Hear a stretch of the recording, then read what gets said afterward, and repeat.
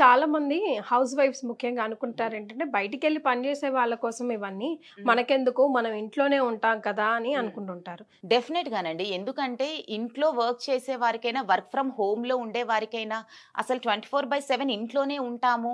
కొంచెం కూడా మాకు సన్‌లైట్ తగలదు అనుకున్నా కూడా స్కిన్ కేర్ కంపల్సరీ మీరు ఫాలో అవ్వాలి. అవ్వాలి. యెస్. ఎందుకంటే చాలా మంది సన్ రేసెస్ అయితే అనుకుంటారు. పడుతున్నాయి కదా! అందుకే యెస్. కదా డే లైట్ వస్తుంది.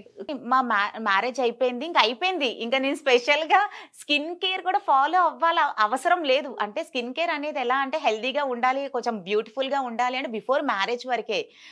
వన్స్ ఒకసారి మ్యారేజ్ అయ్యింది అంటే అయిపోయింది. ఇంకా పిల్లలు పుట్టారు అంటే ఇక అది మొత్తం అయిపోయింది.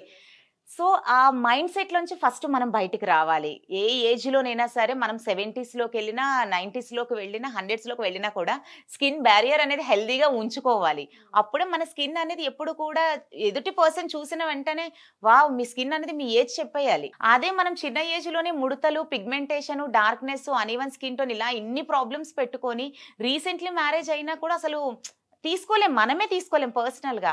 తనకి మేము సింపుల్‌గా ఒక స్కిన్ బ్రైట్నింగ్ పిగ్మెంటేషన్ క్రీమ్ ఇవ్వటం జరిగింది. ఒకటి నిశ్చల గులాబ్ ఫేస్ వాష్ ఇచ్చాము. మార్నింగ్ టైమ్‌లో ఒక sunscreen and moisturise that's it. అలా అని ఇంకా అన్నీ అవసరం లేదు.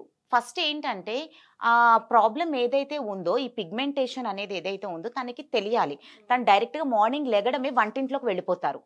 ఆ వేడి అంతా కూడా స్కిన్ మీద పడటం ద్వారా ఆ పిగ్మెంట్ అనేది ఇంకాస్త డార్క్ అయిపోతది. సో, మీరు మార్నింగ్ లేస్తూనే మీరు వెళ్ళాలి. వెళ్ళండి.